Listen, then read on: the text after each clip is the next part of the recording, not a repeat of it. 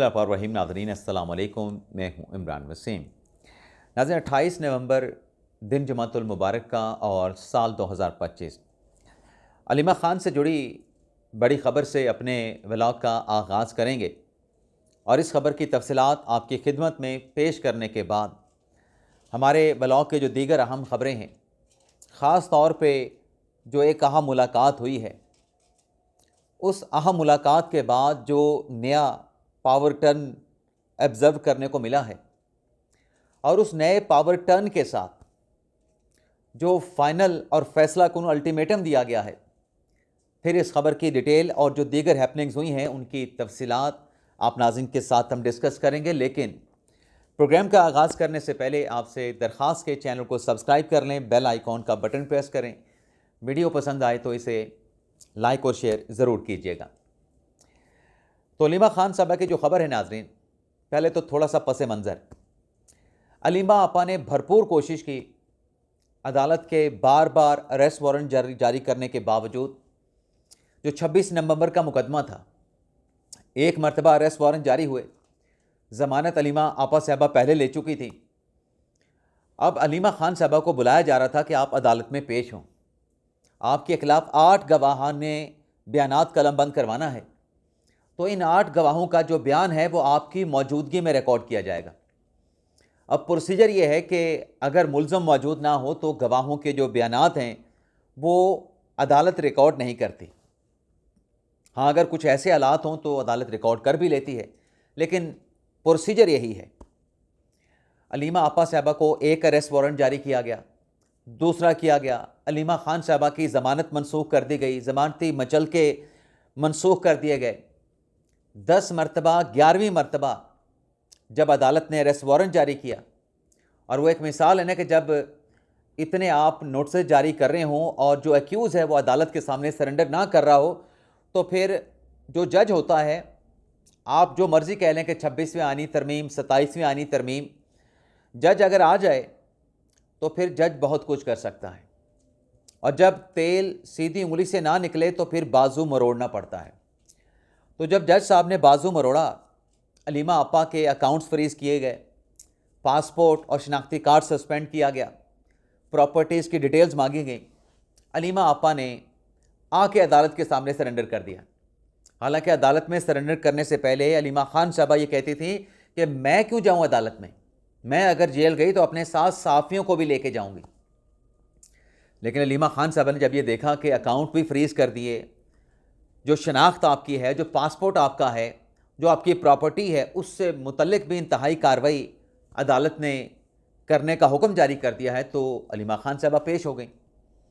अब आप देखें कि जो एटीसी अदालत रावलपिंडी ने अलीमा ख़ान साहबा के ख़िलाफ़ जो केस है 26 नवंबर का, एक तो उनको ये वार्निंग जारी कर दी है कि अगर आइंदा समात पर अलीमा ख़ान साहबा पेश ना हुई या उनके कौंसल पेश ना हुए तो फिर सरकारी वकील मुकर्रर किया जाएगा। तो अदालत से गैर हाज़िरी निश्ता, ये एटीसी अदालत के जज अमजद अली शाह साहब ने कह दिया, ऑर्डर जारी कर दिया।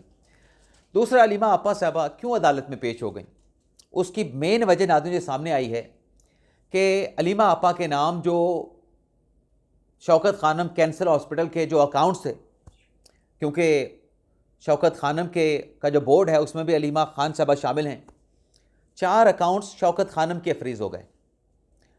अब आज अदालत में एक दरख्वास्त दी गई जिसमें यह कहा गया कि अद्वियात जो हैं शौकत खानम की पोर्ट्स पे पड़ी हैं, उसकी अदायगियाँ करनी है, लेकिन अकाउंट जो है वो फ्रीज़ कर दिए गए हैं।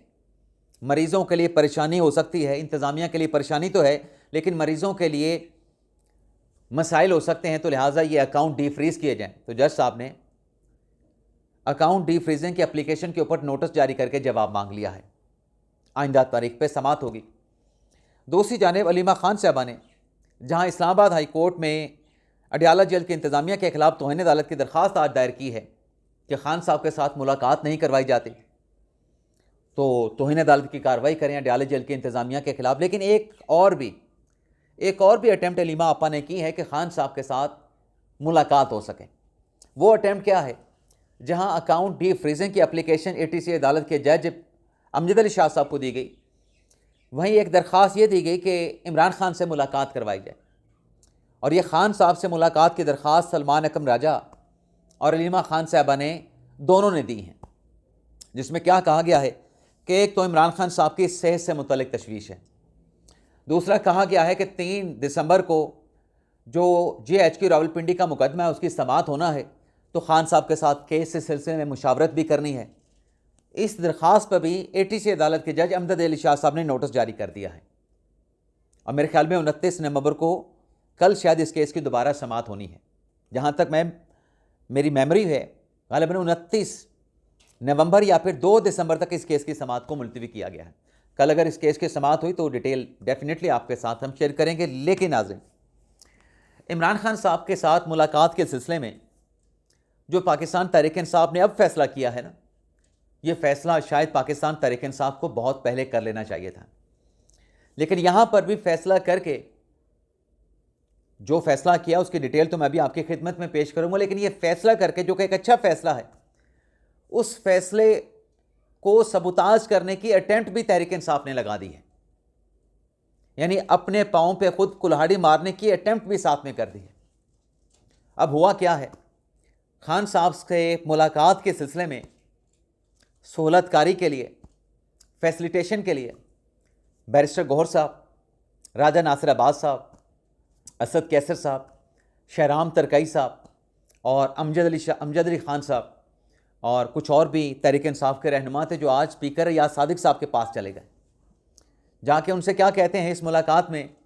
अब स्पीकर नाजरीन कस्टोडियन, ऐवान का कस्टोडियन होता है, कौमी असम्बली के वो कस्टोडियन हैं और बड़ी ताकतवर आइनी ओहदेदार, बड़ी ताकतवर शख्सियत हैं। तो वहाँ पर जाके तहरीक इंसाफ ने कहा कि आप सीनियर सियासतदान हैं, एक बार स्पीकर रहे, फिर आप स्पीकर बने, आपने पहले भी हमारी मदद की है, हमें सपोर्ट किया है और आप स्पीकर कौमी असम्बली भी हैं, हम उसी ऐवान के जिसके आप कस्टोडियन हैं उसके अरकान हैं। तो हमारी इमरान खान साहब से मुलाकात के सिलसिले में आप हमें फैसिलिटेट करें, आप किरदार अदा करें। अब अयाज सादिक साहब ने डेलीगेशन जब उनके पास किया था, और यह अयाज सादिक साहब की तबीयत है कि जब उनके पास कोई चल के जाता है तो वो कोशिश करते हैं कि जो मसला वो लेके आया है, मैं जिस ऐवान का कस्टोडियन हूँ और उस कस्टोडियन के जो अरकान हैं उनकी वेलफेयर, उनके मसाइल को हल करना या उनको फैसिलिटेट करना, उसमें मेरा जितना किरदार हो सकता है मुझे किरदार अदा करना चाहिए। अयाज सादिक साहब ने कहा कि देखें, मैंने पहले भी आपके लिए किरदार अदा किया, सालसे की एक ब्रिज का रोल मैंने अदा किया, लेकिन आपने उस बेल को मुंडे नहीं चढ़ने दिया, उस काम को आपने पाया तकमील तक नहीं पहुंचाया, आपने उस मुज़ाकरात के प्रोसेस को बीच में ही छोड़ के आप भाग गए। फिर अयाज सादिक साहब ने कहा कि बार बार आपको मुज़ाकरात की पेशकश की गई कि वे जो मसाइल हैं सियासी मुज़ाकरात के ज़रिए उन मसाइल का टेबल पे बैठ के हल निकालते हैं, हल सोचते हैं, लेकिन आपने किसी ऑफ़र को एक्सेप्ट नहीं किया। अब अयाज सादिक साहब ने उनसे ये कहा कि मैं कोशिश करता हूँ, उनको यकीन दिलाया कि आपके जो मसाइल हैं उनको हल किया जा सके, खान साहब के साथ आपकी मुलाकात हो सके, लेकिन आप पार्लियामेंट में वापस भी आएँ। कौमी असम्बली से आपने रिज़ाइन कर दिया है, इस्तीफ़े आपने दे दिए हैं, ये रवैया, ये जमहूरी और सियासी रवैया नहीं है।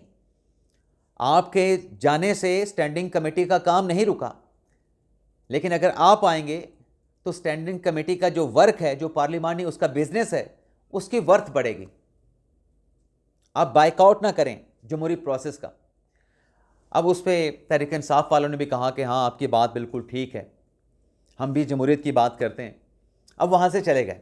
अयाज सादिक से यहाँ मुलाकात करने के बाद तहरीक इंसाफ के लोग चले गए, इस यकीन दहानी पे कि स्पीकर साहब ने कहा कि मैं इसमें अपना जितना रोल हो सका पॉजिटिवली मैं अपना किरदार अदा करूँगा ताकि आपका मसला हल हो जाए। मुलाकात अगर होनी है तो मुलाकात आपकी हो सके। अब ये मुलाकात करके जहाँ बाहर जाके मीडिया के साथ गुफ्तगू की।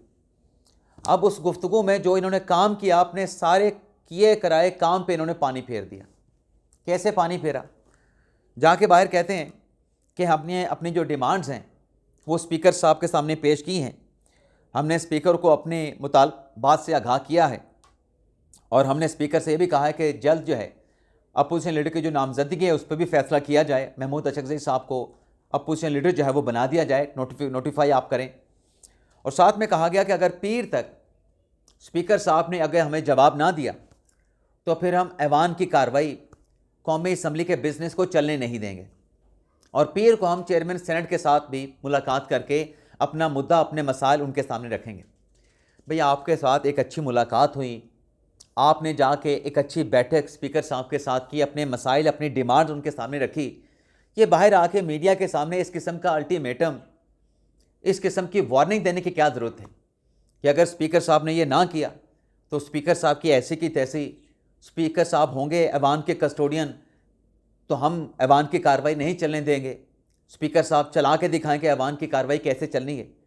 अब ये तो नहीं होता ना। आपने एक अच्छा जेस्चर दिया, उस जेस्चर के बाद आप खुद अपने आप पे खुद कुछ हमला कर रहे हैं। खामोशी के साथ इंतज़ार कर लेते या अच्छे अल्फाज में मीडिया के साथ गुफ्तगू कर लेते कि स्पीकर साहब के साथ हमारी बात हो गई है और स्पीकर साहब ने हमारे जो मसाइल हैं उन्हें हल कराने की यकीन दहानी कराई है। हम उम्मीद करते हैं कि स्पीकर साहब की तरफ से अच्छा पॉजिटिव रिस्पांस आएगा। आपने तो उल्टा अल्टीमेटम दे दिया, उनको वार्निंग जारी कर दी।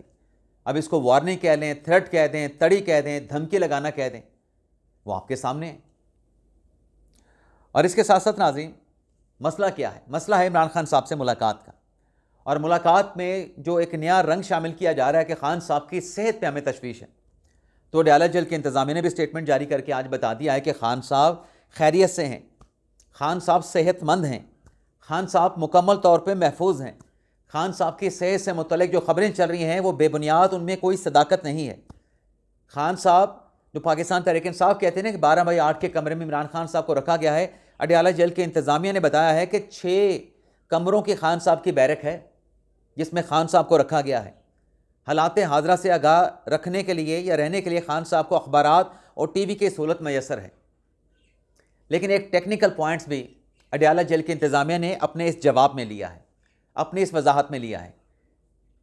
अडयाला जेल के इंतज़ामिया का कहना है कि जो भी जेल के अहाते में आता है उसकी बानी तहरीक इंसाफ इमरान खान के साथ मुलाकात करवा दी जाती है।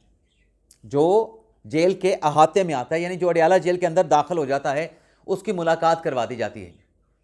और साथ में अडयाला जेल के इंतज़ामिया ने कहा कि अडयाला जेल के बाहर जो सरगर्मियाँ चल रही हैं, अडयाला जेल से बाहर जो कुछ सोशल मीडिया पर रिपोर्ट हो रहा है उसका अडयाला जेल के इंतज़ामिया से कोई ताल्लुक़, कोई वास्ता है नहीं।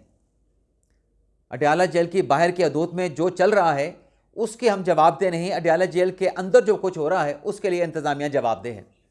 अब होता क्या है वहाँ पे? होता यह है कि पिंडी पुलिस जो है वो तहरीक इंसाफ के रहनुमाओं को, कारकुनान को अडयाला जेल से कोई आधा किलोमीटर या किलोमीटर पीछे रोक लेती है, नाके पे आगे जाने नहीं देते। तो अगर कंटेम्प्ट की एप्लीकेशन के ऊपर समाअत का आगाज़ हो इस्लामाबाद हाई कोर्ट में तो इंतज़ामिया का यही मौक़िफ़ होगा भी हमारे तक तो ये लोग पहुँचते नहीं हैं, हम कैसे इनकी मुलाकात करवा दें, ये आएँ जेल मैनुअल के मुताबिक इनकी मुलाकात कराएंगे। और अगर पुलिस से जवाब मांग लिया इस्लामाबाद ने या किसी और अदालत ने, भाई आप इनकी मुलाकात करने के लिए लोग जाते हैं, आप इनको क्यों रोक लेते हैं, तो रावलपिंडी पुलिस का अपना जवाब होगा कि सेक्शन 144 लगा है। एक वजह दूसरी वजह कोई ना कोई लॉजिक, कोई ना कोई रीजनिंग अदालत के सामने पेश कर दी जाएंगी।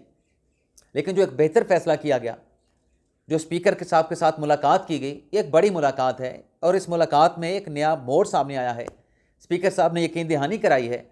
अब उसके बाद जो कुछ तहरीक इंसाफ ने मीडिया के साथ गुफ्तगू करते हुए अल्टीमेटम दिया, जो तड़ी लगाई है, वो ठीक है, स्पीकर साहब शायद उसको नज़रअंदाज कर दें, लेकिन एक होना नहीं चाहिए था। देखते हैं स्पीकर साहब क्या जवाब देते हैं तहरीक इंसाफ के डेलीगेशन की इस मुलाकात के बाद कि वो उनको कितना और किस हद तक फैसिलिटेट कर सकते हैं। इसके अलावा नाज़रीन, एक और अहम खबर यह है कि साफ़ी अरशद शरीफ साहब, जिनका अलबन 3 साल पहले इंतकाल हो गया था और उस मामले के ऊपर अज़खुद नोटिस सुप्रीम कोर्ट ने लिया था और वो अज़खुद नोटिस सुप्रीम कोर्ट में पेंडिंग चला आ रहा था। अब आईनी अदालत में यह मुकदमा 27वीं आईनी तरमीम के बाद ट्रांसफ़र हुआ है और आईनी अदालत के 2 रुकनी बेंच के सामने, जिसकी सरबराही जस्टिस आमिर फ़ारूक साहब करेंगे, जिसमें जस्टिस रोज़ी ख़ान शामिल हैं, ये 2 रुकनी बेंच फेडरल कॉन्स्टिट्यूशन कोर्ट का 3 दिसंबर को अरशद शरीफ साहब के कत्ल के मामले पे अदालत के लिए गए अज़खुद नोटिस पे समाअत करेगा। इसके अलावा नाज़रीन, सुपर टैक्स का मुकदमा जो कि सुप्रीम कोर्ट का 5 रुकनी कॉन्स्टिट्यूशन बेंच उसकी समाअत करता रहा, अब आईनी अदालत बनने के बाद ये मुकदमा भी आइंदा हफ्ते आईनी अदालत में फेडरल कॉन्स्टिट्यूशनल कोर्ट में समाअत के लिए मुकर्रर कर दिया गया है। लेकिन इसके लिए अब 5 रुकनी बेंच नहीं बल्कि आइनी अदालत का सिर्फ 3 रुकनी बेंच तश्कील दिया गया है, जिसके सरबराह जस्टिस अमीनुद्दीन खान साहब हैं। तो ये था नाज़रीन हमारा वीडियो लॉग। आपसे इजाज़त चाहते हैं। अल्लाह ताला हम सब का हामी नासर हो। अपनी ढेर सारी दुआओं में याद रखिएगा। पाकिस्तान जिंदाबाद।